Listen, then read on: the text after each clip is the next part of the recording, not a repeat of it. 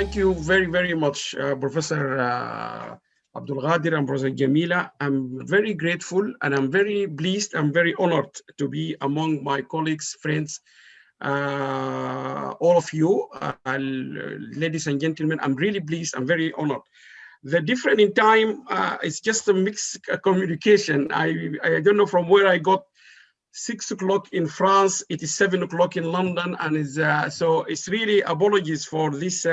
I don't know why, because I think maybe the COVID did not allow us to travel for a long time, so we kind of lost the timing. I am just going to stick to the title and the scope Professor Abdul Ghadir sent me. Yes. Which is higher education and sustainable development goals, the new role for universities post-COVID-19. I'm fully aware about the Maghreb Tech. For a long time, the work, Professor Abdul Ghadir, you doing there at Lille, and all the colleagues and friends from all the Maghreb area. I have myself had the pleasure to visit most of the North Africa, the Maghreb countries, countries like Tunisia. I think I have been there 4 times. The last time I had the pleasure to meet Professor Abdul Ghadir, where I've been told between Algeria and Tunisia, I think is only a few kilometers. So you are a great people, and I have been in Morocco as well with the Minister of Education, and I said to them, it's a pleasure to meet you all. You are very kind people, you are very generous people, and I really feel the belonging of being Arab or being an African, and thank you very much for the invitation. The World Association for Sustainable Development, we do lots of work. We are a global forum bringing people from all over the world, from Africa, Middle East, America, Europe, all over the world. We do lots of things. I just summarize them here in, I think this is 10. We run global conferences. The last one I met Professor Abdul Ghadir was in Geneva in 2018. And the picture on the top there is 2019 at the IMO in London. Well, it was the last time we have managed to meet face to face. We do lots of teaching and learning. We do lots of debates and seminars. We publish 4 or 5 book series on sustainable development, on Africa business. We do in the Middle East. We do one in technology. I will show you all. We have several internationally refereed journals. We have done in the past, this is one of our remarkable, I'm very pleased about this project, a development project. One of them was, because Professor Abdul Ghadir knows SBRU very well, the Science and Technology Policy Research Unit at the University of Sussex, which is the world #1, I think, in the UK is a leading science policy think tank. When we moved from the old building to the new building we had back in 2016, SBRU donated all its old library on science and technology. And with the World Association for Sustainable Development, I took the courage to try to transfer it to Africa. And this library is now serving people in Khartoum, University of Khartoum, and the Red Sea State, which is in east of Sudan. So the science policy research, all libraries in Africa now, we have a very rich online library. This includes talks, even you can go and see not just Professor Abdul Ghadir, but there are lots of people from North Africa. You will see them featured there. It's a full, I think there is a lot of topic there, including everything. Sustainable development, you can say by countries, by names of scholars, or by the topics, such as data science, artificial intelligence, and so on. We have a very strong expert directory where you can locate people and relate to them. We had introduced, maybe, I don't remember, 7 or 8 years ago, something we call it big interviews. The idea of these big interviews is to manage to communicate science in a much more easier and more direct and informal to the public. And we have interviewed many people. And this is also a big part of our library. We are very much engaged with the youth, and we also have an MOU, and we have a partnership with the United Nations Children and Youth Organization. So we do lots of things. This is a picture. I just brought this picture because Professor Abdul Ghadir was there. This was in Geneva in 2018, where we collaborated jointly with the United Nations Joint Inspection Unit to run our 18th International Conference on Public-Private Partnership. But what normally, I like this picture because the picture show you the level of engagement we have been. This picture really is great because it has a women domination on the platform. Even the United Nations said that. They said that we are very pleased to see on the top table there are more women than men, which was very positive. But also it has like 4 or 5 undersecretary of the United Nations Secretary General, including Arantxa, Her Excellency, who used to be the head of the International Trade Center. Olga, Her Excellency, used to be the director of the Executive Secretary for the United Nations European Commission. And then we have Dr. Gail Rigobert from St. Lucia. So that was a brilliant conference where we communicated academic with public policy, private sector, and the UN agencies. And what we like when we had that conference is the conversation. They said it was very unique, and still they call it a unique conference we made. We published lots of books in different subjects. This coronavirus was our last year conference. We have discussed issues about European Union and Europe at a crossroad in 2016. So we're always ahead of the games in terms of discussing global issues. The one on the left is now being recommended for a long time for the CIMA, Charter Institute of Management Accountant, and so on. In terms of the Middle East, because I know you are very keen on the Middle East, we have a big book series called MENA book series. We publish it with Belgrave, with, what is it? Not Belgrave, I can't remember now really, but we have done lots of books on Saudi Arabia, on Kuwait, on Sudan, on UAE, and so on. The list is really going long, and it's a very long list. We have our international journals in science and technology, food and entrepreneurship, and so on. But in terms of the Middle East, we have our flag journal, which is International Journal of Innovation and Knowledge Management in Middle East and North Africa. And I am really keen to try to encourage you and to invite you all to join us in this journal. I have discussed this with Professor Abdelghadir several times. And Professor Abdelghadir offered his support, and he has been great. Because the journal originally is published in English. And when I met Professor Abdelghadir a long time ago in London, we agreed that it's good to also have a version in French. So we encourage our colleagues from the North African or the Maghreb Tech, and that's has been approved by the British Library. We can have it in French. So I really want you, I would like to encourage you to take a role. Professor Abdelghadir knows everything about it. But the other thing I would like also to draw your attention, since you asked me about was, we're also very keen to help any institution within the world, but the Middle East, we have quite a lot of focus on the Middle East, if they want to publish or actually bring their journals to the international arena. And this video, which is 1 or 2 minutes, it was one of the last institution we helped, which is called an institution in Saudi Arabia. It's called IFET. We help them to establish their journal. I will just play it quickly. سعيدين جدا انه اليوم وصلتنا مطبوعاتنا الاخيره لاخر مجله منشوره في واست، وهي مجله الميدل ايست جورنال اوف انتربرينورشيب ليدرشيب اند سستينبل ديفلوبمنت. وهذه المجله بننشرها شراكه مع جامعه عفت في جده المملكه العربيه السعوديه، كليه اداره الاعمال ومركز رياده الاعمال. والمجله بتناقش قضايا مهمة جدا في إدارة الأعمال وريادة الأعمال والإدارة والتنمية المستدامة. So we just move because of the time is available in our website. But the message is any institution, any university in the Maghreb or any place in the Arab countries, please contact us if you would like us to help you with setting up and putting up your journal. The good news about this journal, if you go to Harvard, Oxford, or Cambridge, we managed to get it through ProQuest because we are, all our journals are actually through ProQuest reaching all people across the world. So please feel free. We're also very keen on the women, and we have been celebrating the United Nations International Women Day, the United Nations Women and Girls in Science and Technology for a long time. And I'm very pleased that the celebration we just had on the 8th of March this year, there was Hanan Al-Miheri from United Arab Emirates. We had Professor Ghada Amir from Egypt. We had Dr. Selma Al-Faqih, which is a Sudanese in Orlando. We had Mayada Abu Affan, a Sudanese British here. We had Aisha Bamoun, Dr. Aisha Bamoun from Morocco. We had Dr. Hind from Qatar, and we had Professor Dua Salman from Egypt. So really, I was very pleased to see the Arab women, they really, or the MENA women really were almost half of the celebration.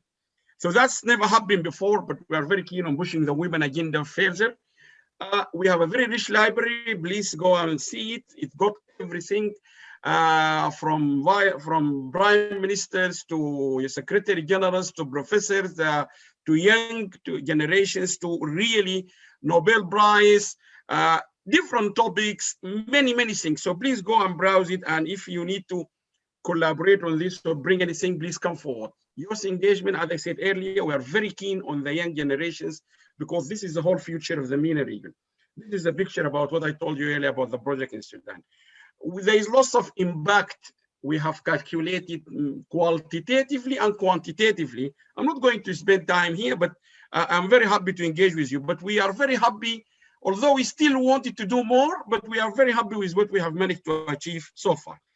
Of course, we have worked, we will continue to work, and I would like to work with more of you, different people, different organizations. One of them I would like to draw your attention is the World Bank CMI, which is the Mediterranean Integration Center in Marseille. I'm sure Prof. Abdelkader will know it very well. They are focusing on the Middle East and North Africa, and we went there. I'm going to make reference to them. But we are very keen to work with everyone. You can see, even including Abu Dhabi Women Police Association. We work with people in Sudan, in Tunisia, every place. So please come forward to us, and we are very keen to work with everyone. Now, coming to the topic, I think I saw the best way to start getting into this issue of higher education and how the universities need to change their role in order to help achieve sustainable development. Today, more than ever before in human history, the wealth of poverty of nations depends on the quality of higher education. This is not my words, but this is the words of everyone, including the World Bank, United Nations, every single author I have read who has written anything about the role of universities globally, they can't disagree with this statement. The wealth or the poverty of nations depends on the quality of higher education. It's not just about the quantity of higher education, but the quality of higher education. That's number one. So revolutionary breakthrough in knowledge economy are leading to remarkable change in the way forward looking nation capacitate their graduates. So all the world, all countries agree the future is in knowledge. The World Bank from 1992 acknowledged that everything should be driven by knowledge. And universities are the knowledge production factories. That's how I always call them. In the post-COVID-19 era of global skills, competition is global now because people suddenly realize what we have been saying for many years. You are competing at a global level. You are no longer competing at your country level. And I'm very pleased, and I'm sure Dr. Rabia will not mind me saying that, to see a Tunisian data science company called Magistica, which is led by Rabia, Dr. Rabia, I will talk to him later, is taking projects across Europe. This is what is it really, a Tunisian company, or whatever the combination of it, but Tunisian data scientists leading in getting projects in the United Kingdom and other countries. This is the future of the world. And this is a good example. And I'm sure at what time I strongly recommend, if he has never spoken here, to invite Dr. Rabia. I think Prof. Abdelkader know him because we met him in Jandouba in Tunisia. Okay. So universities cannot fail to realize, accept, and accomplish their natural and ascribed roles, even remotely, as we have experienced in the last more than 12 months, as a strategic agent for national development. So they cannot really afford to not to know that or to lead as a national development agency to achieve United Nations Agenda 2030 and the 17 Sustainable Development Goals. In the post-COVID-19 era, universities must confront new realities. We are in a new normal. The post-COVID, the way we are going to have the mask, the way we're going to be socially distancing ourselves from each other, is the new normal. I know some people, they see it sounds negative, but it is not. It is positive. This is the new normal. This is how we're going to live our life after we get the vaccination and so on. So this is what we need to do. Business as usual will not going to help anyone. Universities cannot continue as business as normal. We bring students, we teach them, and that's our role. No, our research has to be very focused, as I'm going to show you. Universities need to be expansively refocused in order to become more sensitive and responsive to its mission of developing graduates who, in addition to conventional graduate training, are also able to fight the intellectual battle for self-confidence and self-assertion as equal competitive knowledge digital economy. I gave the example about Tunisia. I have another example, but I know I need to make sure people, they don't see me biased. I will give you example from Egypt. If you call from the United Kingdom, Vodafone, to fix any of the problems you're having in your Vodafone, whether it's connectivity or whatever it is, the recipient or the person who will receive you is either an Egyptian girl or a boy in Egypt. So Vodafone, this big giant telecommunication company in the United Kingdom, is taken care, or the response is not a call center. Technically, they are very strong. They are in Egypt. So Egypt or Cairo, wherever this center is, will never have convinced Vodafone to make that center in Egypt unless they convince them by young, strong graduates, good internet, and a knowledge-based society or environment where it will give confidence to Vodafone to let Allam from London calling for Vodafone. You will get an Egyptian girl or boy on the other end. So this is lead me to the following question. What is the role of higher education institution in supporting and enhancing the process of rebuilding the economy? The reason we have to call it rebuilding, because the entire world economy has been destroyed. And I know the word sounds negative, but it is. Our economies have been shattered. We are rebuilding the economy, and this rebuilding has to be completely with a different mindset to achieve the Agenda 2030 and SDG. I was also very keen to also talk about what is the new role or maybe roles of universities in the post-COVID era. What are the major obstacles that higher education institutions are facing or will face, and how can these obstacles be overcome? Finally, I will look, if the time allowed me, to some governmental or societal components to this, and if so, what? Why now? Because the changing expectation of students and researchers. We, the academics or the researchers, the students' expectations are changing. I said this back in February or March, and I said in the UK, universities should start thinking of how they're going to charge students when they come in October or September. Many people didn't listen to me because I said to them, when the students, they will come to university in September, last September, they will have a legitimate question to ask the vice chancellor, why I am paying you £10,000 while you are teaching me online, why Allam is not coming to university, he's teaching me from home, you are not spending money on security or what, and this and this and this. Didn't listen. Now, when the university is open, students in Manchester, they have a big sign saying, why are we paying 9,000? We need discount. So expectations of students, not here, I'm just giving you the example of money, is different. You're going to teach me online, you need to change your way of stimulating me, excite me about the online teaching. I'm not just going to sit here, you give me a talk, and that's why many of my colleagues say to me, I only see black screens, I can't see the students whether they are on the other side or not. Increased competition in the sector. Competition is tough. I have traveled as far as Indonesia. The whole day I was traveling to University of Erlangga in Surabaya in Indonesia. It is a university in the top 750, I think. It's number 600 in the world. And they told me, Allam, we want you to help because the Minister of Education, Higher Education in Indonesia, asks them that they have to come down to 500 in the top 500. So a university in Indonesia, far away, they are competing globally to be in the top 500 countries, high-funded universities. In Sudan, we have a very prominent research center called the Mycetoma Research Center. It's the world #1. and it's competing for funding because it is the world #1, recognized by the WHO as #1 in the world, in Khartoum, in Sudan. So this is where you can see global competition. You can't have it now easy, all universities. When I visited Janduba, I said to the vice chancellor at that time, I said to him, you should really reinvest in what you have, because they are teaching data science. Tunisia is one of the countries I visited. They are teaching data science, and I encourage all Arab countries to teach data science, because this is the science of the future. And I said to them, you need to be unique. Sometimes you will become a leader. Now we have seen British universities now all moving to data science and so on.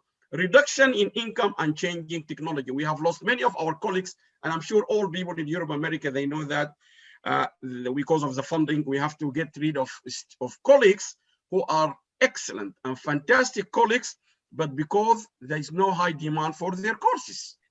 This is a problem. Now, others are universities or competitors in the sectors are repositioning and rebranding themselves as excellent provider of transformative education research to achieve national and international recognition. So we cannot sit. That's why we have to do this now. Quickly, I'm sure this is a famous man, you know him. Deming said, without data, you are just another person with an opinion. And this will lead me to where I'm going to use data. I'm using data from I always try to use different data, which is publicly available. Everywhere is free.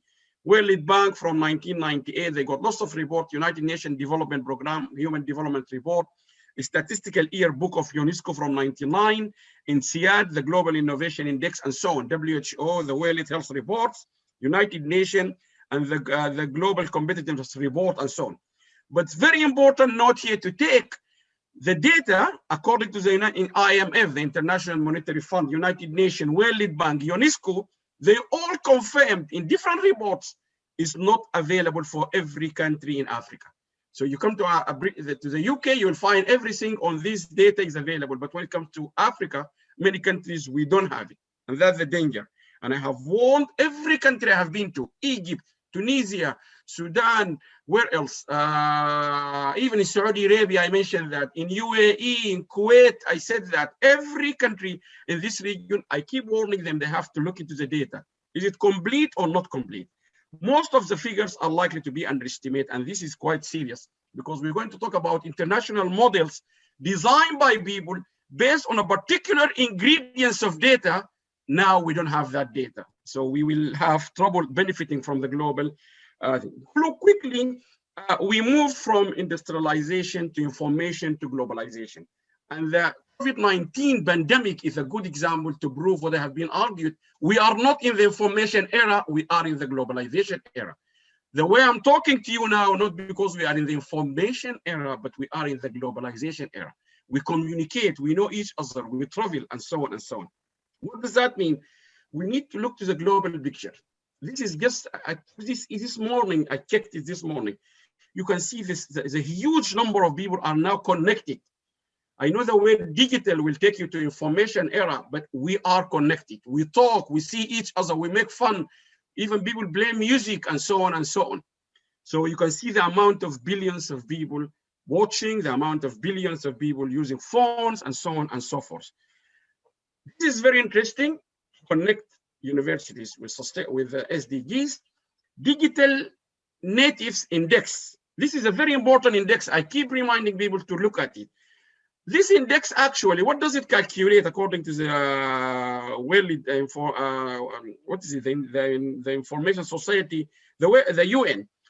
The number of youngest between 15 to 24 years old who are using the internet for the last 5 years. And interestingly, the world has been led by Korea. It's not the UK, it's not France, it's not America. Number one in the world is Korea. Korea has been leading the world in the number of young generations using computers.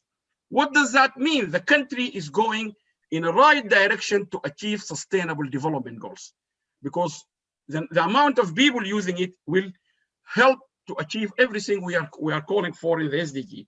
When you look to Korea, you can see that in this report back in 2017, ICT continued to be a key priority area and help Korea to become a robust economy and overcome the 2008 financial crisis. So you can see ICT, or when you have a digital natives, big number will help you even to overcome that financial crisis.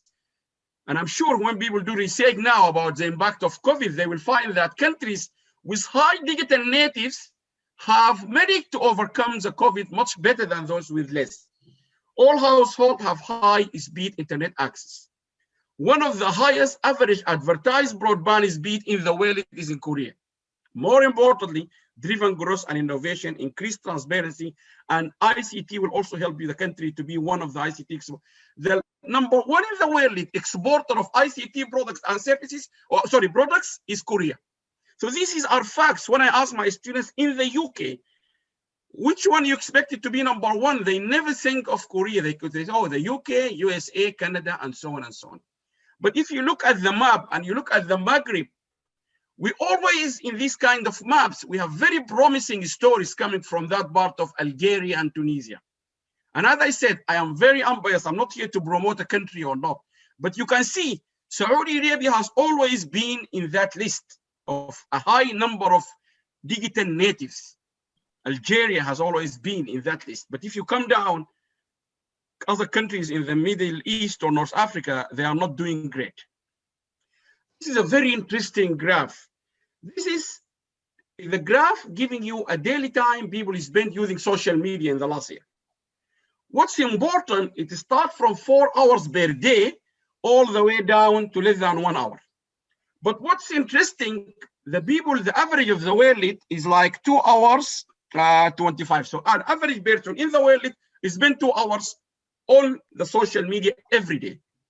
But what's interesting, the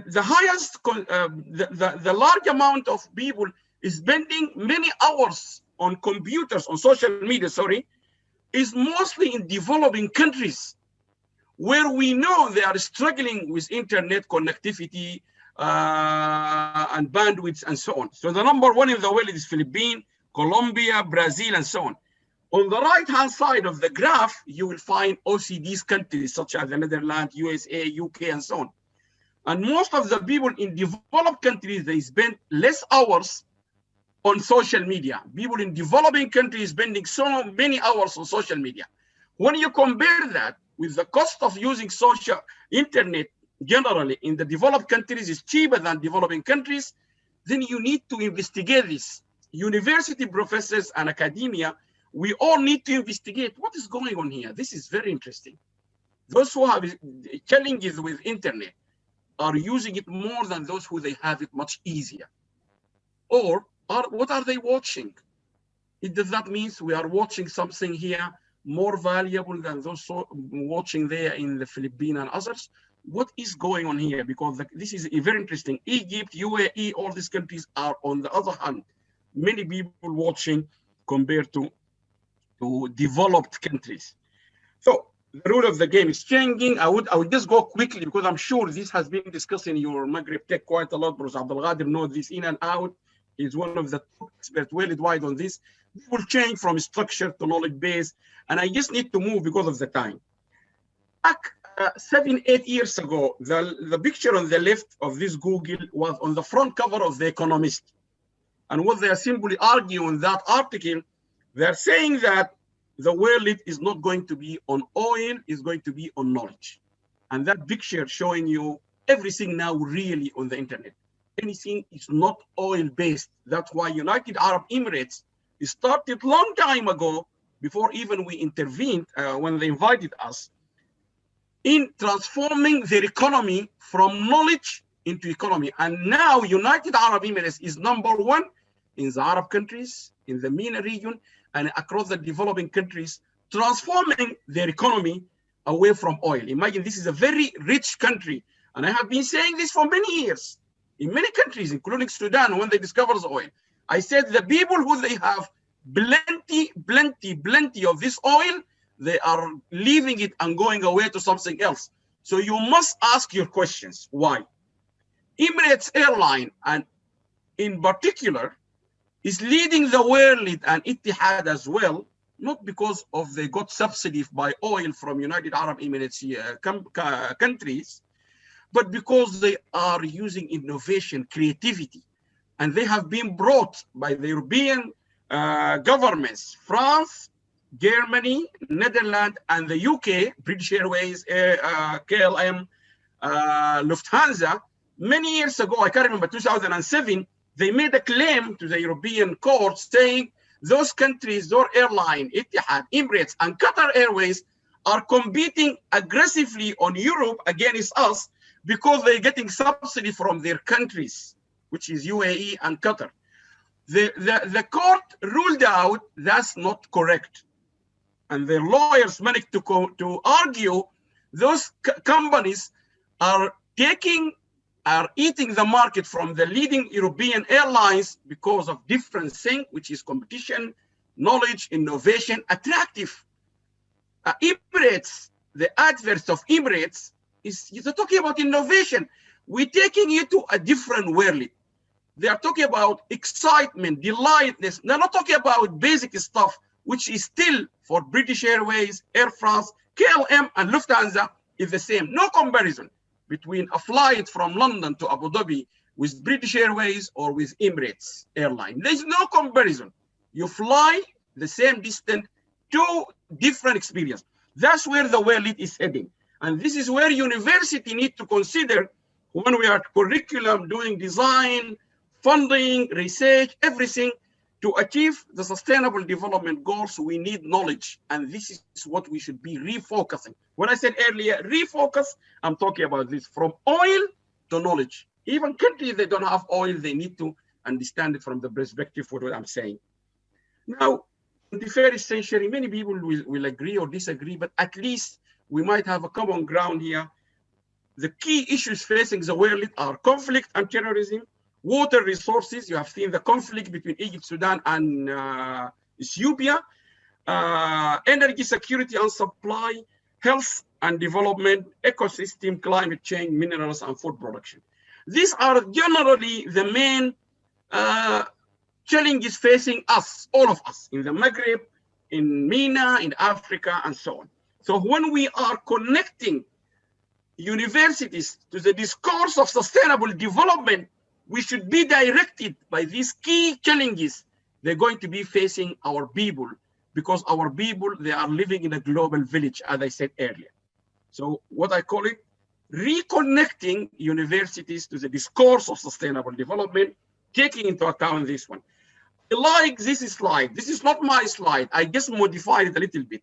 This was presented in Qasim University when I went, spoken for a knowledge economy conference at Qasim University in Saudi Arabia, was presented by a professor. I can't remember his name now, but maybe one of you from Egypt can help me. He was, the professor is president of the Egyptian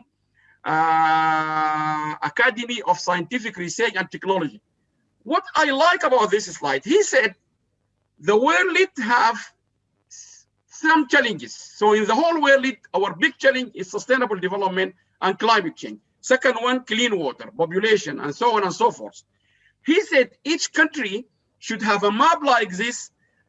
The scientists, the researchers, the universities should have a map like this, which I echo, and I would like to recommend this. They say, okay, the whole world is talking about sustainable development as the major challenge. Number 2 is clean water, 3 population. Are these numbers matching the priority in my country, Egypt, Tunisia, Algeria, Saudi Arabia, or different? So in the case of Egypt, sustainable development and climate change, which is a global #1 challenge, is the same. Scientists in Egypt said this is the same #1 priority in Egypt. Number 2 was the same, clean water, clean water. But interestingly, number 3, which is population and resources, is number 8 in Egypt, not number 3 in the world, like number 3 in the world. Democratization was number 15 in Egypt, while worldwide is number 4, and so on and so forth. So you need to make a match. This is where universities, when I said they are so important to reconnect to the discourse of sustainable development. Interestingly, when it comes to status of women, you can see the whole world is putting it as number 11, and in Egypt, they're putting it number 11. How you reach this conclusion? This is the role of scientists, people like you, the Maghreb Tech, and so on, helping countries to identify. So quickly, You know all about the story, the journey of sustainable development. I will really going to go quickly, but I promise you in the future, I'm very happy to give you my full time, anytime. Now, we all know this history starting from 1972 all the way until we're here. I just wanted to highlight a few things for all of you. With sustainable development, unfortunately, this is a cycle of different terminologies. We call them Brundtland Report, we call them United Nations Development Goals, we call them World Bank Perspectives, we call them the We Have Initiative. It's just we, the academics, we have been criticized of recycling our own, if you like, philosophy, ideas, and so on. I know it's unjustifiable criticism, but whatever it is, we need to go to the core of the problem. What are we trying to solve? And I think the Brundtland Report is very important for me to talk about it here for a couple of reasons. Number one, it is very simple for us, the academic or the universities, to say to people, development, that means the needs of the present without compromising the ability of the future generations to meet their own needs. When people across the world ask me, I said to him, you have how many mobile phones? I have 2. Can we make sure at least your kids in the future, if they do not have 2, they have 1?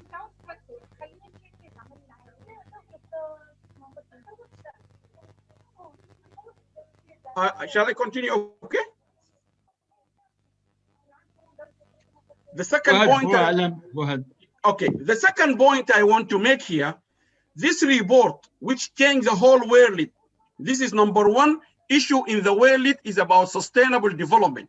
This report, and I said it in many Arab countries whenever I have traveled, this report, the MENA region, Arab countries, they have no reason to say why they are failing in achieving sustainable development, because they are the founders of this concept. Number one, the vice chair or the vice president of the committee at the United Nations back in 1987, who claimed, many people say he's the one who drafted this report. He passed away last year from Sudan. He used to be the Minister of Education, Dr. Mansour Khalid, a great scholar worldwide, Sudanese. If you look to the list of countries, Saudi Arabia hosted many of the work and the roundtable discussion on engineering and so on. Oman provided funding for some of the task group. I'm sure, Algeria was there. I'm pretty sure. Let me just find. Algeria, Aljazair. Where is Professor Abdul Khaliq? Your country was there. So Sudan, Algeria, Saudi Arabia, Oman provided the funding. And more importantly, the vice chair was the Sudanese. So we know this report. We have contributed to this global report. This is the most important report for the United Nations. We did contribute to it. Roundtables took place in Saudi Arabia, in Oman, and so on. So I want you to all to remember that. Number two, in the past, I'm pleased to say we have managed to overcome this by now. But when we started our work back in 1999, we were trying to clear this. Sustainable development is not about the environment. It's about more than the environment. And we have argued it's a multidisciplinary process. I'm pleased to say now, people understand that. People now, they agree with us. We don't need to argue. It's not, in the past, people, they think it's just to do with the environment, ozone, or CO2 and so on. That's number one. Number two. Number three, sustainable development. We have been arguing for many years. Again, this is also being now resolved. It's not about foreign aid. It's not an international aid or a US aid. This is a different concept, because when people used to look at the word development, they think it's about poor African countries. They need to be supported by international aid. No. Sustainable development is not about international development. It's not about foreign aid and so on. Number three, neither developed countries nor developing countries can cope effectively with sustainability problems in isolation. We all need to work together. And the example I gave in Australia and Brisbane when we went to our conference 2007, they told us you have to spend only 5 minutes doing your shower because there's no plenty of water available. So Australia has been hit by issues to do with sustainability. Back when Gordon Brown, our Prime Minister, we have flooding in Gloucestershire area in the UK, where he has to fly by helicopter to sit down with the people for 2 days. So the problems are not developing countries. We all suffer, struggle. These are global challenges. And France is very famous of how they brought people together, they're unifying the whole globe. And the first thing Biden, during his campaign, he said the first thing he will do is to bring America back to the global community because it's a global issue. Finally, no single definition necessarily fully capture the concept. Now, this is the goals, which we are now talking about, the sustainable development goals. Again, I'm not going to spend time on it. There is plenty of information on the website of the SDGs, but there are 17 goals or roadmap. Not necessarily we must follow them, but it's advisory. We all countries, we have to do our best to do them. Let me just take them quickly through my discussion. Number one, key issues, according to the United Nations itself, in their own directory, I keep saying this, there are 232 SDG indicators which will help you to understand your country. But the United Nations themselves, according to their data bank, which is hosted by Oxford University, you can see here the green color indicators out of the 232 one. These are indicators for which recent global official metrics are available, which simply mean we have data for these green indicators. The one in yellow indicators that do have official metrics, but for which available data is very incomplete. So the UN is already saying all the yellow you can see in front of you, they are incomplete data available for these indicators. Now for the red color you'll see, or this amber color, indicator for which, to the best of our knowledge, this is the United Nations. So to the best of our knowledge, at the United Nations, global monitoring is not currently possible. So let's take this seriously. And that's where I think universities need to educate and lead their countries, telling them we have a serious problem from the start.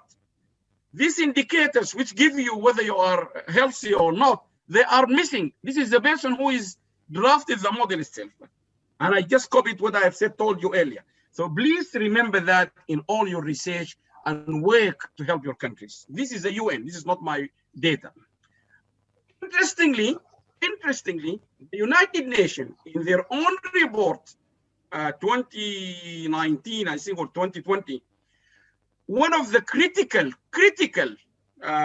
sustainable development goals, which is education quality, ensure inclusive and equitable quality education, and promote lifelong learning opportunities for all. This is the most critical one, in my opinion, education. The UN itself, they set for target 4.7, and read with me what is target 4.7 is education for sustainable development and global citizenship. This is a critical, we have been calling for this before even the Millennium Development Goals. Kids at school in Algeria, in Sudan, in Morocco, in every single country in the US, we need to make sure they are educated about sustainable development and being a global citizen. Because the crisis we are trying to solve now, it's a global crisis. Professor Abdul Ghadir, Jamila, I don't know where you based, Jamila, wherever you are, we are a global citizen. We need to cooperate, otherwise we will be in serious trouble. We can't get rid of COVID. So we have argued kids should be educated about two important things. Now listen what is the UN said. The UN currently not aware of data for this indicator. So this is where the failure, and I said this, by the way, publicly for the United Nations, this is where the failure of a big institution like the United Nations is really having. This is a critical target. Okay, you don't have it. What are you doing to get this data? This is a critical, just I'm giving you one example out of 232, most of them are in red color and most of them are in yellow color. So you need to be aware when your country government thank you, oh, we have not managed what is happening. You have to tell him there are things beyond my control or my university. The third point I would like you to really, or to remind you, I know you know it, but I want to remind everyone, children now, our children who are the future, we are doing all this for them, they need to learn to take responsibility for their action so that they do not become adults believing that nothing is ever their fault. Why? Because when I was a kid, I didn't have a mobile phone.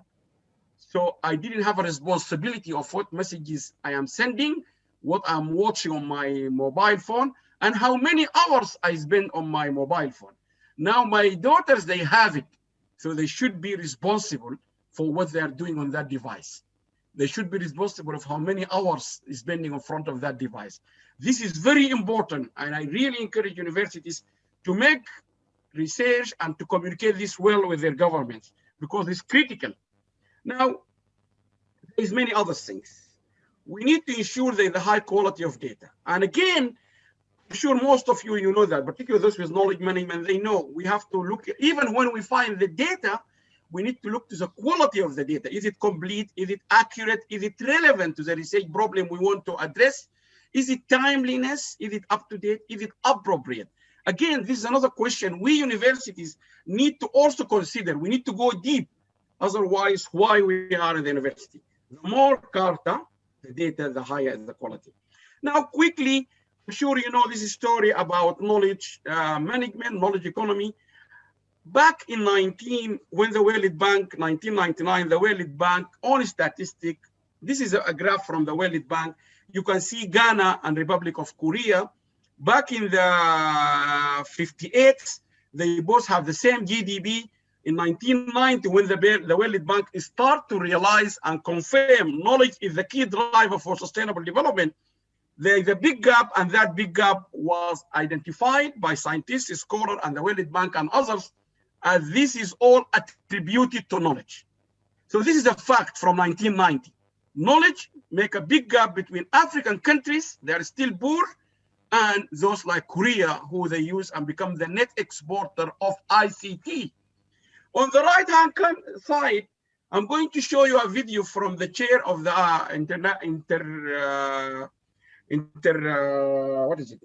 the IBCC, in the panel on climate change. You remember him, Professor Rajendra. I think he's Pakistan, he's an Indian.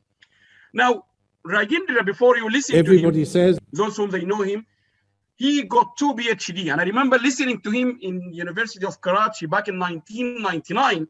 He said he's an engineer. He did his PhD, I think, I can't remember, South or North Carolina. But he said after he finished his PhD in engineering, in order to understand how this sustainable development work, he had to go back to the same university, South Carolina or North Carolina, and to do another PhD on economics. So he got 2 PhD, one in engineering and one in economics. And that's why you can see those who they study these 2 subjects somehow or another, they understand the complexity of the system much better than engineer alone or social scientist alone. And that's another thing I really encourage you. You will see it in my recommendation at your university. You should be like we are already here in the UK, approach courses, teaches, program, master, PhD from a multidisciplinary. We need to work together. And this is where you can listen to what he said. This is the 21st century is going to be a century of knowledge, but that knowledge is certainly not going to be confined only to science and technology and what we have come to believe as the indicators of modern progress. It's knowledge which will have to be based on wisdom, on values, and indigenous knowledge. And not all recent knowledge has been well directed. We know that very well. And therefore, I would say knowledge also implies unlearning a few things that we have learned over the years. Because if we don't unlearn some things that we know are patently wrong, then obviously we're not going to change. And the inertia in the system will stop us from moving in a direction that essentially will ensure the welfare and well-being of generations yet to come. When it comes to sustainable development, I think we do understand the biophysical impacts. We think of it in terms as damage to the environment, which should be protected. But there's much more to it than that. Of course, the physical impacts are very important. And here, let me highlight the fact that sustainable development is really a much larger dimension than the problem of climate change.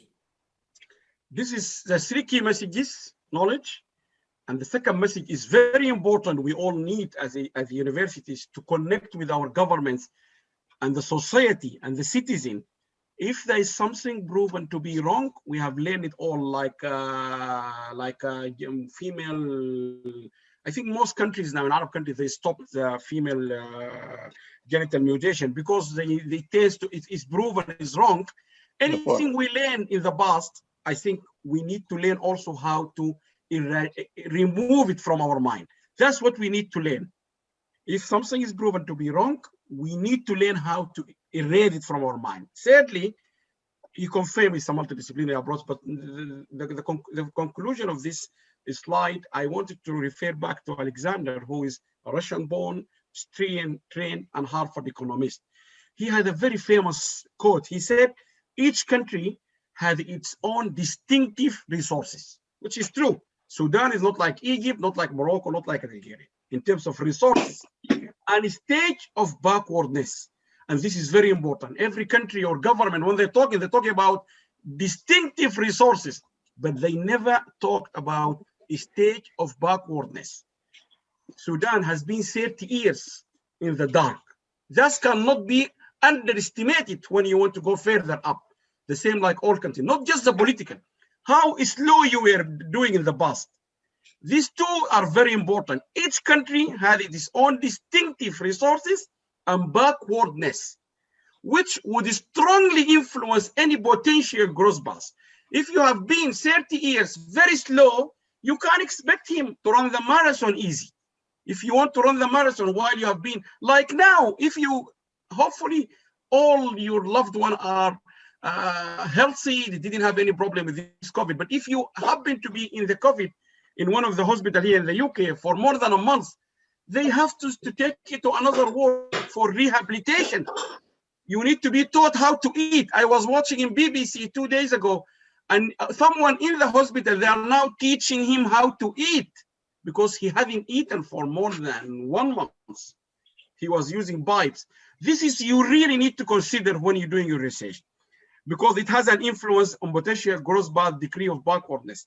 The more this continues, the development is like back. Professor Allam, I think that you can keep going. You can continue. Someone is there is a sound in the background. Shall I continue? Yes, please. Go ahead. Okay.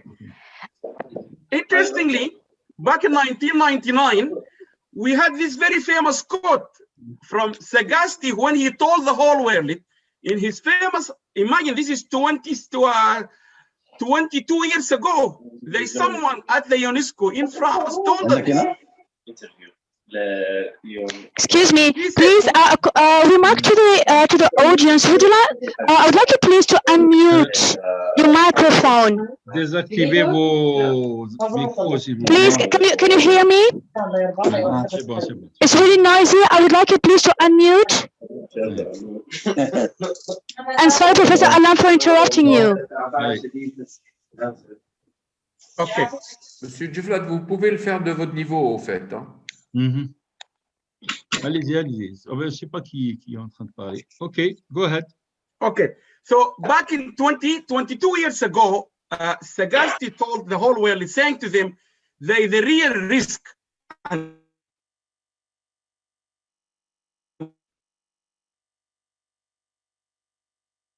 Can't hear.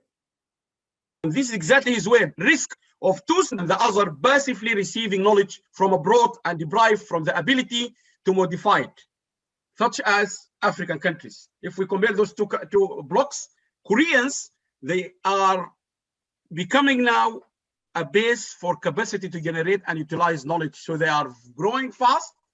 And then the African countries, not the African, but as an example we gave in the World Bank graph, they have been passively receiving. So we cannot be sitting there. And that's why I gave the example of Dr. Rabia earlier, the Tunisian SME, which is leading in data science. Tunisia is not sitting there passively receiving knowledge from abroad. They are generating knowledge and they have the ability to use it. And this is what's important. And he said the world now faces the prospect of this knowledge divide. Believe me, we are in a knowledge divide now, because we have seen this last 3-4 years, particularly the last 2 years, and the last year when we had to communicate and teach and so on. So this is very important. Back in 2007, we have one of our famous book from the association was Connecting Knowledge Management and Sustainable Development in the 21st Century. That was in Brisbane, in Australia. So we argued people need to connect this. Imagine 2007, this is 14 years ago. Still people are listening. So it's not just Sagasti who raised this issue, no one listening. We raised this issue back 14 years ago, and again, many people are not listening. Now, this is Rabi', and Rabi' is a data scientist. He, in the UN, our last conference, I can't remember, he said data science can be used in all the 17 sustainable development goals to help the whole world with data science. For example, no poverty is bending buttons in mobile phone. Mobile phone services can provide proxy indicator of income levels. If people are spending on their mobile phone, and this is a good example in Sudan. In Sudan, for example, we have a very poor families and the country is very poor, but they are using excessively mobile phones. When you ask them, where do you get the money for that WhatsApp? They have no answer. Very poor country, high level of mobile phone usages. I think the same thing in Morocco. I don't know in what other country I can give you example, but I just gave Sudan as one example because I'm confident there is an issue here. So data science can help countries, and that's why I encourage universities to really invest in courses, programs on data science. Knowledge economy, quickly, you all know this indexes. The knowledge economy got 4 pillars: ICT index, innovation index, education index, economic and institution regime index. So my first message to universities, we do have a role to play in all these 4. We need to make sure we are really helping our countries or development strategies by producing courses, programs, teaching strong and very relevant courses on ICT. We need to make sure we can help the country to be transformed into an innovation base. We also need to help the education system. We cannot just say in the university, oh, that belongs to the Ministry of Education. Yes, the task of running a school is the Ministry of Education task, but who will help in generating the knowledge about education? Teaching system, it's the university. And in countries like Saudi Arabia, Bahrain, I met the Minister of Education in Bahrain. In some countries like Bahrain, and I think Saudi Arabia as well, there is one minister for both of them, education and higher education. But in other countries, you have 2. Whatever it is, we need to help them. Economic and institution regime index, competitiveness. We need to help the country in the school of business, social science. This is part of how we can help them. But most importantly, many professors, they have asked me this question in the past, and they said to me, where are the universities? You are talking too much, Allam, about universities. They can play a role. Where are they? They are not mentioned in this 4. Universities are actually part of the innovation index. So we, the universities, this is our index, is the innovation. But really important, we need to look at all this as a way of creating new programs and model. What have we done to the country in terms of achieving or becoming a knowledge-based economy? All people so far agree to achieve these 17 sustainable development goals is really about education. Tony Blair, our previous prime minister, said it many times: education, education, education. And I remember one of my colleagues from Strathclyde, he said to me, Allam, we were in Pakistan, I can't remember where. He said to me, if you talk about it, when they had entered an argument about education and how significant education will help to achieve sustainable development goals, he said to him, if a country, leading country in the level of education, called the United Kingdom, their prime minister repeatedly saying education, education, education. What about Pakistan? What about Sudan? What about Tunisia? Imagine, just compare. But there is a big picture, but all people agree education is the cornerstone of all of the other 17 development goals. Innovation, quickly, we as the university, we should take a lead in making sure people understand the difference between invention and innovation. People need to understand invention is the new thing, innovation is how you change the usage, make it more, and so on and so on. So this is very important. Those two devices, the iPhone and the telephone, one of them is an invention and one of them is an innovation. While I'm bringing this here, because this will help countries, governments to understand health, education, renewable energy, how they approach issues like infrastructure and so on. And again, you can see the index. This is one of the examples. We need, all academia, we need to understand how the index is being calculated. Global Innovation Index. You can see institution, human capital and research, infrastructure, market sophistication, business, and so on and so on and so on. We need to go deep into these reports because they are written by people like us, academia. I'm going to give you an example where I would like you to watch, listen, and wait until I will tell you what I wanted to prove here. Now, innovation, as Professor Abdul Ghadir, he's one of the top people I read for his books and articles many times. He knows innovation very well. Most of you, know innovation. But the innovation, we need to be very careful about market failure. In the case of the iPhone, it was not a market failure, it was a market success. And if you remember when the iPhone phenomena came in 2000, it wiped out the entire mobile phone industry. Because before that, who was dominating the market was Nokia. You remember the sexy Nokia, the color Nokia, blah, blah, blah, blah, blah. But at the time Nokia was dominating the market, the people who were looking after the iPhone, they asked themselves, what is the market will look like in 2000? And the answer was 2000, the millennium year, there will be more people from the young generation using mobile phones. Okay, one. Two, people will be looking for something called smart, which means they have to touch it. People will be looking to watch TV on their mobile phone. So that's how they managed to succeed with their innovation in producing a device which will respond to the market. Nokia did not realize that, so they were wiped out. Then Nokia, to come back to the market, they have to do the same. Samsung did the same. That's why iPhone strategy was to always look ahead what is happening in that market. So, all people, this is statistics. When I was at Sussex, one of the best professors, Professor Joe Titt, who was my colleague there, he written lots of books in innovation. And Joe Titt will always say to you in most of his books, 85% of new ideas never reach a market. So we need to be educating our youngest generation. They cannot just be excited. Oh, Allam, I have a new idea. It will solve a problem.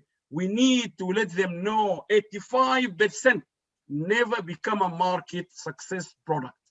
We need to educate the system, the government, the Ministry of SMEs. 60% of research and development projects are a market failure. 40% of consumer products and services failed.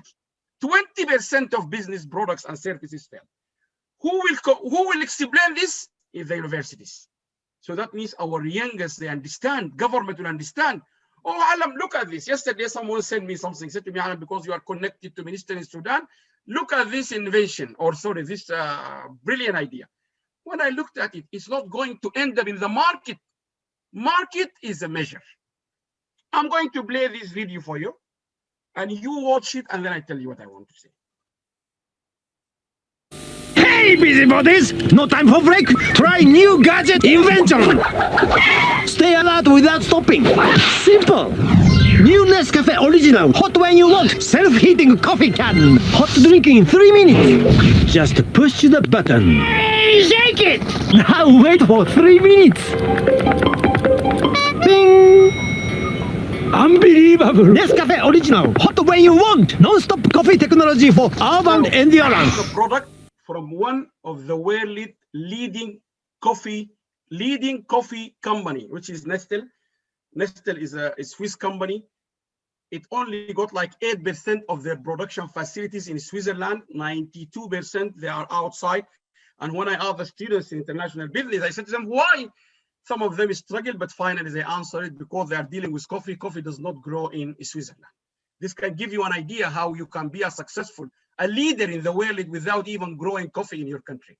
Another example, most of the Gamma Arabic in France is a leading country in selling and selling gum Arabic.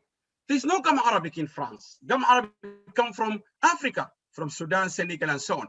So this can tell you about how you should help your countries in government policy by telling them details where they can understand.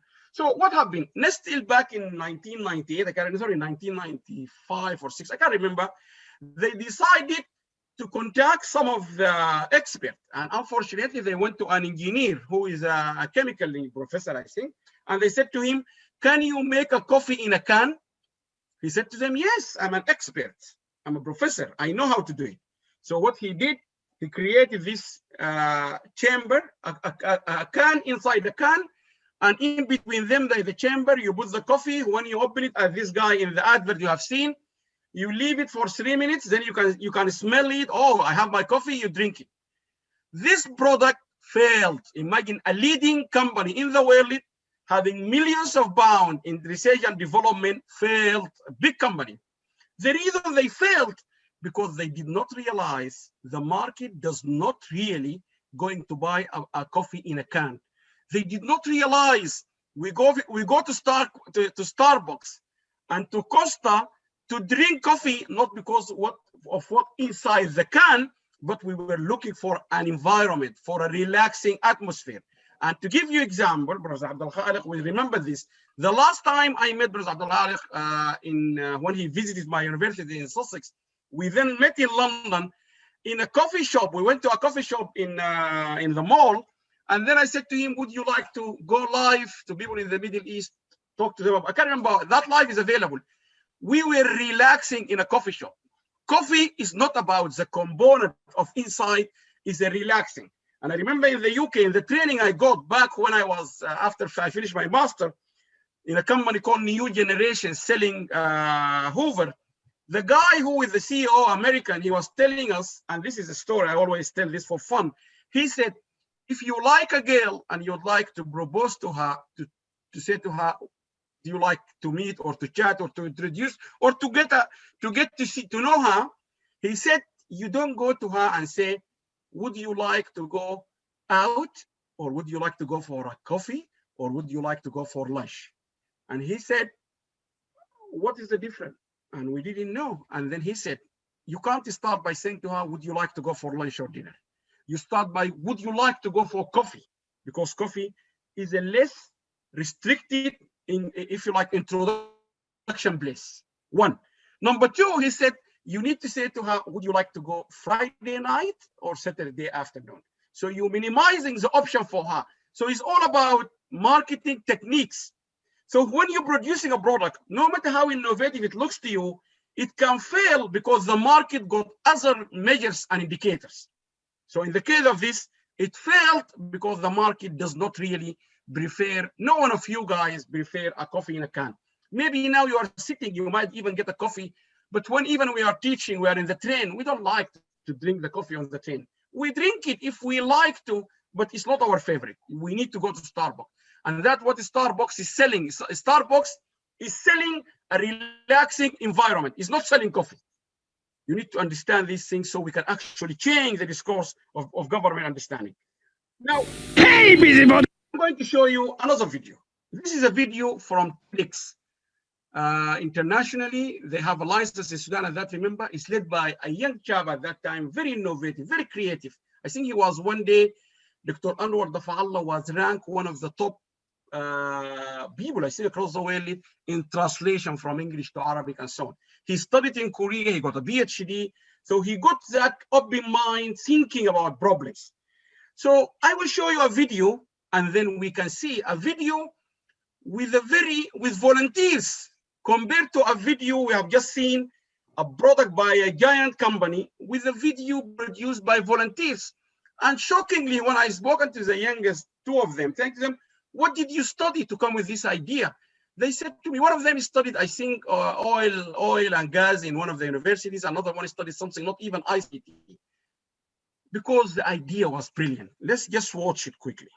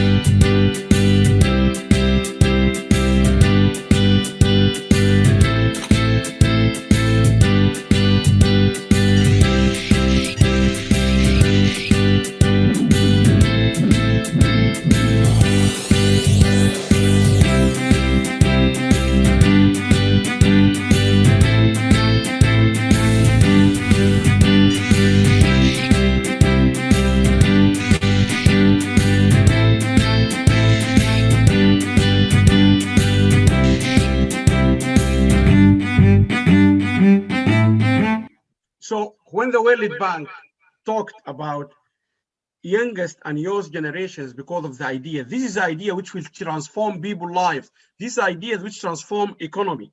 Because if you look here, before that big company, they didn't have a problem of getting a coffee. There's no need for a product called coffee in a can. But they went, rather than to a marketer, they went to a professor of chemical engineering. And the professor said to them, yes, I can make it. But if they have been to the marketer, he would have told them there is no demand for a product which is called coffee in a can. Yes, few people will take it. So this youngest in Sudan, the problem for them at that time, they said, we want to change the world. We want to change the negative perception about Sudan. If you go to the internet, it's all full of death, genocide, Darfur, killing, blah, blah, blah. And they said, we want to increase the positive, good thing about Sudan. So they sat together, and this is the idea they came with. And then when it came to the conference, they said, you don't need to pay money, you need to contribute so they can collect more ideas, whether than article and so on. And no wonder at Edinburgh, at the TEDx, I think international meeting or something, they gave this video an award. I think it's one of the best videos on that year. So you can see, this is the innovation, this is the ideas. This is the ideas which transform economies. Why? Because it's being executed with very little money, with people who are not even trained to be motion designer or ICT. But more shockingly, when I came back from Sudan to Brighton, I brought one of the leading digital company, and I brought him in my house. And I said to him, have a look at this video. And he watched it the same like you did now. And I said to him, how much I will need to pay you to create one like this for me at Sussex University. And believe me, he said 6,000 to 8,000 pounds. So those group of people, the youngest, imagine what we do at university. These are the ideas, we bring them and we will transform them, and we convince the government to invest on them. So the next time, the next video will be a commercial video where they will earn, forget about the 6,000 or 8,000 pounds, let them earn 3,000 pounds. Let them earn 4,000 pounds. For a group of those youngest in Sudan, that's a big, big money. This is where the university, they need to be surgically reconnecting with the discourse of sustainable development. This is, we cannot just say innovation and a great idea and so on. So Prof. quickly, Allam, if I may, yes. we probably have to leave some time for questions. So How long if do you, can do wrap I have it 5 up. minutes to conclude? Yes, because we have few questions in the chats. And How long do you want me to speak? 5, 10 minutes? How long? just 5 minutes, because then we are supposed to wrap up by 8 p.m. Excellent. So, let me do that. yeah, And as okay. always, Yes, I would please. use service in the Then we future. can, I will come back. just conclude. Let me just take quickly to quick points. One, we need to collaborate. So my advice for universities, in order to achieve connectivity with the discourse, to reconnect with the discourse, they need to collaborate. We are not collaborating in the MENA region. One of the SDGs, is about partnership. We need to have partners.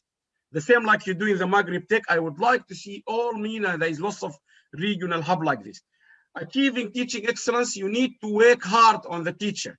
You need to improve the learning environment, and you need to support the students, and you need to commit to continuous quality improvement. This is a message from someone who received an award last year as the best professor in American medical schools. So the best professor in medical school in the United States, this is his message. So my message is, I really agree with everything he said here.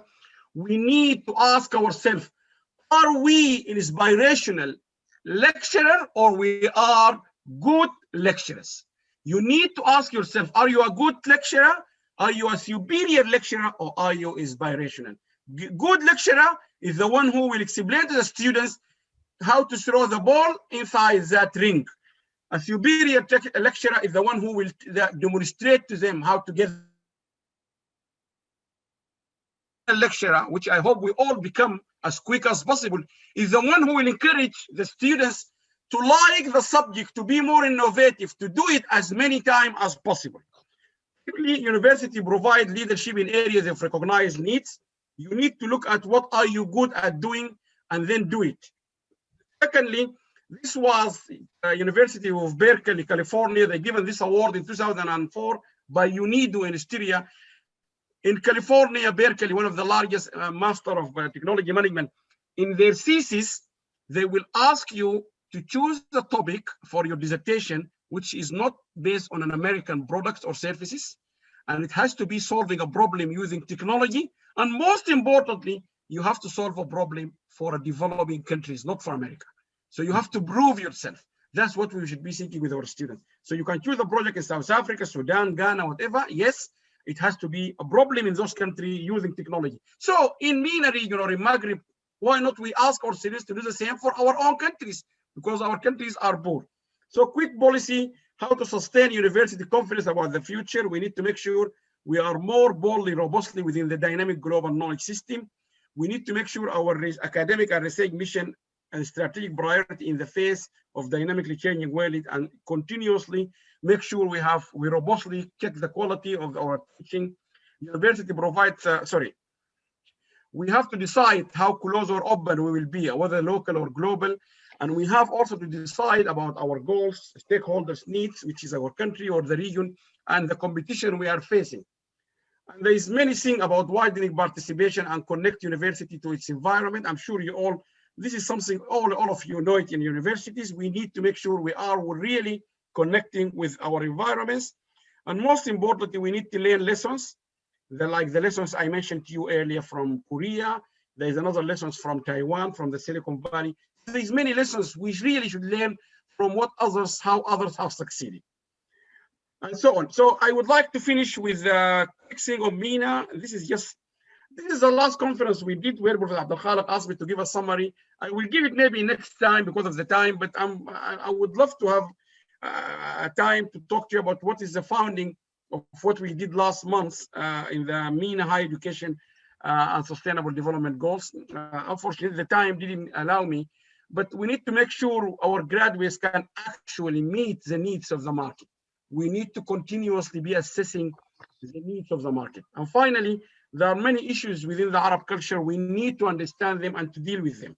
About sharing information, many people, they don't like to share in the Arab culture and so on.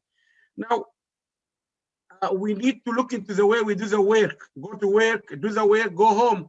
No, we need to think about different issues. Go to work, do the work, improve the way you do the work, and then go home. So this are all what we can really engage ourselves with policy and so on. Finally, quick recommendation, we need to connect the user, the research, the engagement agencies with effective communication. We need, number one, in the social media, connecting people in the world is the Facebook. So we can't underestimate, we can't ignore the Facebook. Many academics, they say to me, Allam, oh, I am not a Facebook person, I am a Twitter person. I said, no problem. But you can't underestimate or ignore Facebook because it's number one tools connecting people. We can't ignore it. We have to share, to collaborate, and there's many reasons. I'm sure you all know this. I will have just to go quickly through it. And then, like Obama, when people analyze the success of Obama when he was in office, they said you normally achieve, you go far with a great team. So I really encourage you to think about this, because academia, unfortunately, we are working in isolation. We call ourselves collaborating, but you are really great, because in the Maghreb Tech, you are collaborating, you are working in a team. And that's a key success of Obama. And I think it's a key success for you. We need to think about leadership, and we need to think of a new model of how we can lead these countries by thinking of managing, leading, and following. And I think I finish here by the youngest generations. We need to focus on our youngest generation. And I think we need three things. So if we start now, we need communication, effective communication. We need to consider the infrastructure of universities and the process. Right. This is our conference, annual conference. We are hopeful in this November coming, we will be having our conference as usual face-to-face. Yes, I am very positive, and I would like to finish my talk with a positive message. According to our government here, we should be out in June. So we are hoping on the 16th to 18th of November 2021, you all joining us here in London face-to-face. We will be discussing the role of higher education in enhancing and supporting entrepreneurship ecosystem towards rebuilding the economy post-COVID-19 in a digital world. And also, please, the call is open now. Please submit your article. We're also looking for track chairs, and thank you very, very much for your time. Great. Thank you very much, Dr. Allam. It was fantastic. Such a wealth of information and issues. And I'm terribly sorry that I had to come in and interrupt because I'm so delighted to hear. And I could go on listening to you for another 2 hours without no problems, because so much interesting and all the issues are fundamental issues you're raising. Yes, I had asked you to give a summary of what happened recently in your conference, but this is an occasion to invite you back again for another opportunity to give us that wrap-up. So we have, because time is not on our side, as you know, we started a little late. So I suggest that Jamila will take up some of the questions. We have another 15 minutes to probably ask some of the key questions, and I wrap up with another 1 or 2 questions. So Jamila, Okay. can you go on? Yes. Tell me, The chat. may I say something very quickly about Professor Allam's presentation before moving on the questions? Brief. Okay, very quickly. So Professor Allam, thank you very much for your optimism despite the world mess due to the pandemic. I really appreciate your optimism. Your presentation is very thoughtful. Thank you very much. You presented concisely sustainable development and raised different issues regarding developed and developing countries. And we need to look at the global picture. This is the only way to better understand sustainable development. This is a multidimensional phenomenon that we can approach from different angles. So you mentioned innovation, knowledge, a better use of resources to adapt to the market and consumers' needs. That was really interesting. And on the top of that, we are facing a global pandemic which is disrupting the world. And as you explained, there is no one single actor responsible for sustainable development, right? It is a shared responsibility. Everyone is involved. And although the main focus is on major polluting companies, you mentioned schools, but also children and the youth due to their increasing use of smartphones. This is another really interesting remark. This brings me to the following remarks.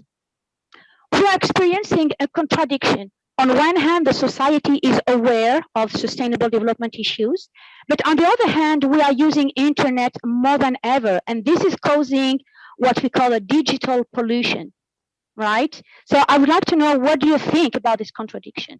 Great. Also, I found your remark very interesting about unlearning the wrong to make space to learn something new and something right. Society is constantly changing, right? I'm currently doing a research on the difference between change, because we talk a lot about organizational change, but based on your presentation, I realized that change is not enough, that we need to transform society, and that everyone can get involved to participate to this transformation. So thanks again for your presentation. I would love to know your remark on my question, and then I would ask the audience to ask their questions. Okay, we have somebody raising his hand. So Samir, Prof. Samir Maliki, please go ahead. Thanks a lot, Professor Abdelkader. Thank you very much, Professor Allam. It was a great pleasure to listen to your nice presentation. I would like to know your point of view about, I think, missing variable that you don't find basically in the SDGs in general, and it concerns our Arabic countries and MENA countries in particular. I talk about inequalities of opportunity in education and knowledge. I think this is, in my point of view, it's a big problem, and we must working about this variable, because this is the basic of all the problems, and all the other goals are connected directly or indirectly to this inequality of opportunity in education. Thank you very much. Great. Thank you very much. So perhaps we can see if there are other questions, and you can answer all of this. Jamila, would you like to go on the chat, or if I see there are some? Yes, sure. There are different questions From our friend Shkundi Mohammed, several questions, so perhaps we can pick on those. Yeah, I can pick the one about diversity and inclusion. This one is quite interesting because most of the time when we mention sustainable development, many people refer to the environment, but it is actually a global issue. And I found this remark about diversity and inclusion quite interesting. So here they say diversity and inclusion is the new thing now when it comes to manufacturing, creativity, and innovation to start. And I think we need a fifth activity in the Middle East and integrate the basic clean concepts. So Professor Allam, we would like to know your thoughts about this. Okay, can you see for the chat? If not, I have a few interesting questions to add, possibly on the role of university, because it seems that the university has a step to make, which is to be really sensitive to sustainability issues.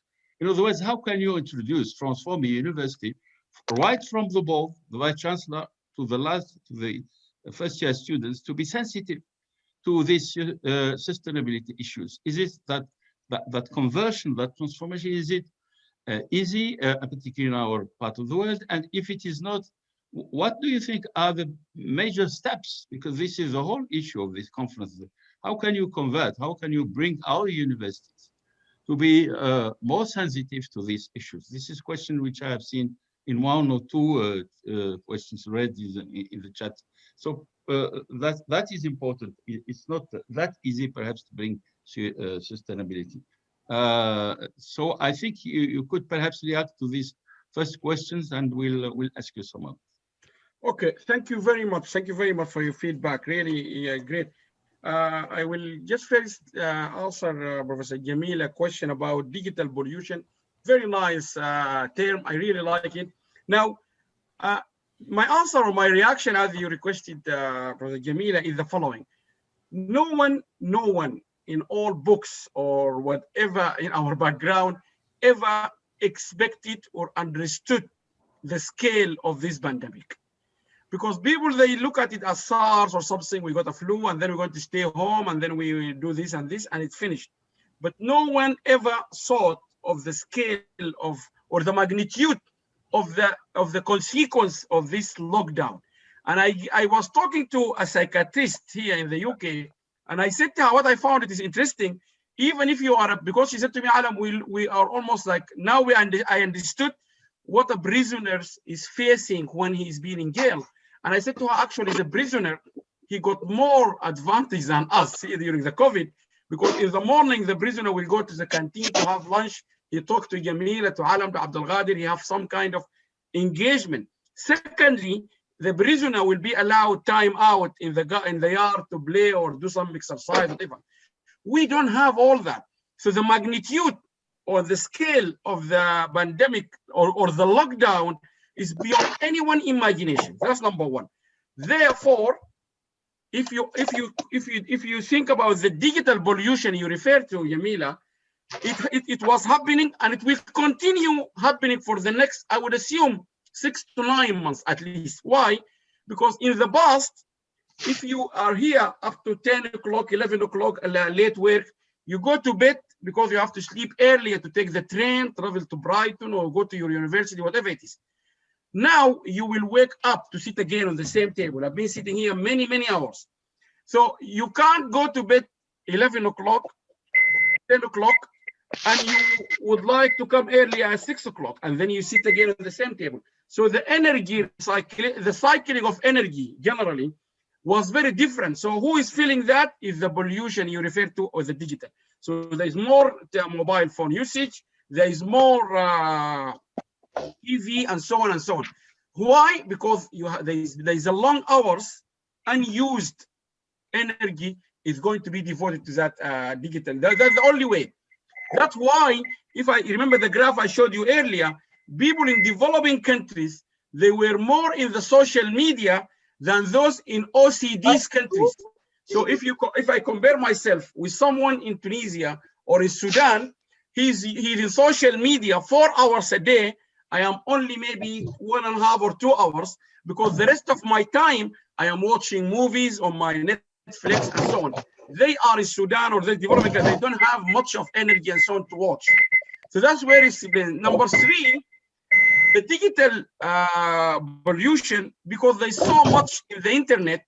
In the past, people argued about this internet got everything. Everything is in the internet. So now people, they suddenly realize there's so much there. And I remember I can't remember the time, people start to have their, like, what her name, the Lebanese one, Alisa. I listened to her so many times. She had her live concert from on the top roof of some building in Lebanon. So she managed to connect people and she was singing. So that you can see people are using, so there's so much being used from that. So I think there's 3 implications of what happened of this. I like this digital pollution. Number 1, it's a good pollution in a way. We understand the capacity and of what the internet can do for us. Number 1. Number 2, we have realized this is a big reservoir of knowledge. In the past, we keep arguing knowledge. The more you share knowledge, the more your knowledge is increased. It's not decreasing. Now people have seen that. The more you share videos, connection, like now we are talking to each other. Definitely with Professor Samir, Maliki, with you, Jamil, Abdelkader, all the people I can see here, we will be interacting. Tomorrow I will get emails and I will be building up. So people who have seen they visualize this positive pollution we are having. Second implications is the mental and well-being, and this particularly for kids. Many psychiatrists we invited in our debate, they have said that it's going to affect them. It already affected them because now they become so addicted to the mobile phone. At night, if you try to stop them, you may have real problem convincing them to get away from the mobile phone. And many families, they say, let them, because Allam, we are struggling. Number 3, which I think, Jamila, is very important to what we are discussing here. Universities, they realize how, particularly in the Middle East, how vulnerable and weak, extremely weak, when we all become open we all become in the open. We had problems from Libya, Sudan, professors, even ministers, unable to talk live like what we are doing right now. They realize they don't have broadband. They realize how weak, fragile they are. They don't need an American F-15 bomber to destroy the country. They just need someone to switch whatever. They don't have. They realize governments, that's where the university should keep in quickly, how important to invest in internet. And I have said this in many countries, including Sudan. I think I said for Libya and I said for other countries. If you do not invest in broadband, your economy will go nowhere, because the highest increase from this digital pollution was e-commerce. People realize how much they can pay, they can sell, they can do business on this. So I just want, because of the time, but I'm very happy to continue on this offline. Professor Samir said something very important, and to answer you, Professor, we have argued, and I'm very happy to hold hands with like Professor Abdelkader and your network here with other entities, particularly in Africa or in the Middle East, to make a strong case for funding for Arab universities to lead people like you with data science, to lead in how to solve this problem. Unfortunately, the UN didn't have a clear mind what to do. They just said it, they know. But because now we know the problem for these African and the Middle Eastern countries, or the North African and all Africa, we are not going to benefit from these models of the United Nations. We need to make a strong case for funding for all universities in the region to make research quickly how we can calculate and calibrate this missing data. In statistics, I'm sure all of you have done that when you did your master or PhD. We have been taught how to manage some missing data, but here we are talking about a missing data at a large scale. It's not like you are looking for a ring. It's more of like a ring. You lost it while you are swimming in Brighton Beach. It's very difficult. Now we're looking about many rings lost in a big ocean. We need to find all of them. So So I think I will definitely maybe propose we make a call strongly to the United Nations, to funding agencies, or perhaps we can go to the rich Arab countries or the Arab League, Professor Abdelkader, like Saudi Arabia, UAE, and those countries, and we say to them, we need funding for a Arab or a North African or African we choose from Tunisia, one from Maghreb, from whatever it is, and we work together quickly to find a solution which will help our countries before it helps the whole world. Because the more we do this, because imagine if you look at Sudan, its innovation index is 0, is the bottom of the whole world. And I have just showed you a fantastic innovative idea, which people in the UK said it costs or it weighs 6,000 to 8,000 pounds. But if you look to the innovation index by INSEAD, Sudan is on the bottom. So there is a problem. Number 3, inclusion and diversity. Yes, that's a very good question, Jamila. And I think I am glad everyone is talking about it now. Multidisciplinary approach is the only way out from this crisis. People agreed now. We can still talk, we can make conferences, we can talk. I'm very happy to get you many people to talk, but really there is a general agreement, like the COVID now. You need to take the vaccine. You see the crisis going on within Europe. The vaccine so far is the only way out of this COVID. Number 1, yes, you have to wash your hands, social distancing, everything, but you need to be vaccinated. So we need to work as a multidisciplinary approach. The only way to get out of the challenges or to go over the challenges of sustainable. I give you one example, plastic bags. In the past, in order to convince people about the multidisciplinary approach, we will give the example of plastic bags. We say to people, it's not about the environment. It's not about the consequence of throwing a plastic bag on the street, but how can we it's not about recycling.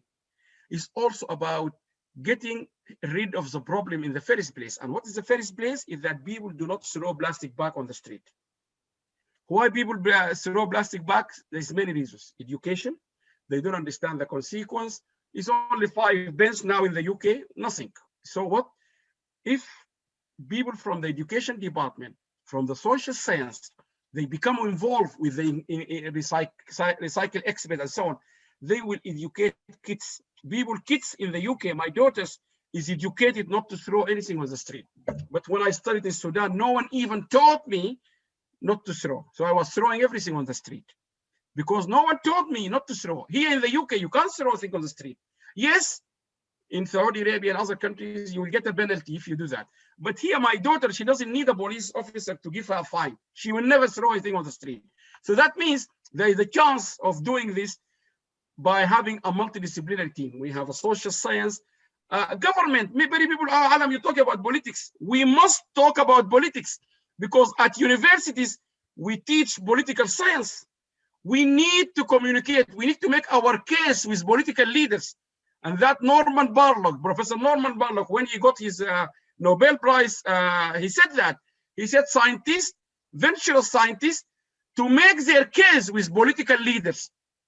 We should talk to them. That's what I encourage, maybe in the Maghreb Tech, in our network, in the MENA, our institute. Let's build a conversation with political leaders.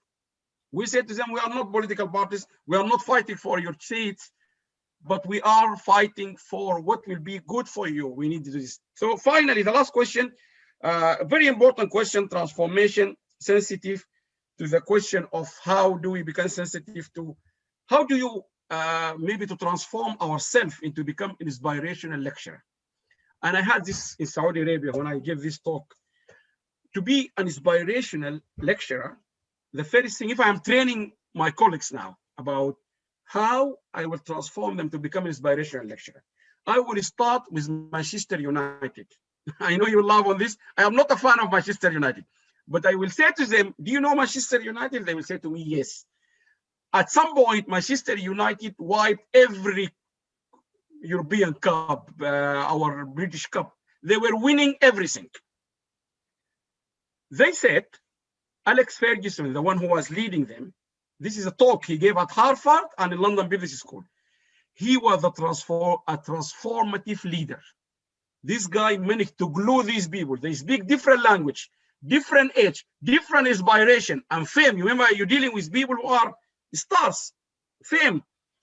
but he managed to get them to repeat what he wants them to do without him coming and sitting on the pitch. For example, Rooney, one of the players, he managed to inspire Rooney to go and try to shoot the ball at the penalty to make sure he will never miss a single penalty. How Rooney was doing that? Because he was inspired by this man. So that's what we need. Then my colleague professors in Sudan or in Tunisia or wherever, they said, Allam, we don't even have enough salary to go and even feed our kids. We don't have hospital to take. I will say, yes, I agree. Cairo University, many years ago, they marched on the street in Cairo. Cairo University, one of the leading universities, because the salary of a professor was less than $100. Sudanese professors are marching on the street. Many academics across the region marching to the government to get money to eat. Yes, and that's what I said earlier. We need to make a conversation with political leaders. We need to sit with prime minister saying to them or parliament, this is the way your country will go forward. You need this professor to think, to relax, because his mind is not as young as the people I showed you in that TEDx video. His mind, like most of you, full of children problems. He needs to find money, his daughter, his son. He needs a little bit of time. He needs to have broadband in his room in order to come with creative idea. We need to make that case with government so they will understand to invest in broadband in the university. Many universities have visited, they don't have broadband.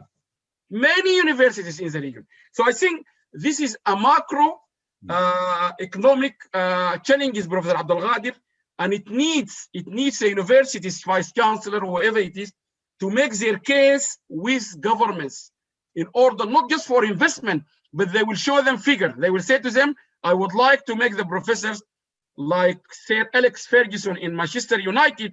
And they will say to me, Allam, oh, you are joking. You're coming here for fun. I said, no. Manchester United, when they win any cup, there's lots of money which come to their treasury. It's money. Winning the World Cup is money. Winning the Nobel Prize is money. You get almost $500,000. You need to talk to them with that figure. If you help me with these professors, they can produce videos like the one I showed you. Each video, we can sell it for £4,000. The government take £2,000. £2,000 will go to those young smart kids, and that's. So you have to make a case. Okay. Great. With the permission of Jamila and everyone, I think we have gone over time a little. So thank you very much, Prof. Allam, my friend. That was fantastic. In fact, your answers, you have practically answered all the questions, those I was going to formulate, and some of these which were formulated on the chat. Thank you for the overarching question, which really answers, which really raise the key issues. Once more, thanks, Allam, for your availability. Thanks for this very inspiring talk, and I'm happy to say that we will have some follow-up. All the things you have said and all the follow-up activities, including publication and networking together, and possibly back to some key issues. And thanks for Jamila, who has raised some fantastic issues as well, which you answered. So I think in the name of the MACTEC network and the board and all the members, those who are present and those who are not present, I would like to say thank you. Perhaps I see Samir, one small word. Jamila, did you have one word? Jamila has gone, actually. We just have to applaud, of course. I know I wish we were there, but certainly in London we will join you to be physically present, and I think to share the event. Thank you very much. Thanks for everyone who has taken time to be with us this evening. Merci beaucoup à tous. Shukran jazil. Donc, we'll give you another appointment next in a couple of weeks or so for another conference. But this is good opportunity for our network to know who is Prof. Allam, how all the wealth of information and issue he raised, and we certainly will be following the production of WASD, your own production and the publications. I certainly look forward for cooperation and collaboration in the future. Thank you. I think we Thank you don't very have much, much Professor. time for. Okay, thanks, Thank you Allam. very Thanks much to for all of you. everyone. Thank you. I really appreciate it. Merci Thank you beaucoup. very much. You. And we hope we will continue or strengthen our relationship. We'll Definitely. definitely win. Thank you, And we Allam. want to Thank reach you to each for- other. Yes, thank you very much. All the best. Thank you And very I'm much. really sorry if I've taken so long time. So please remember, if we all help and do a little bit, it will make a big difference.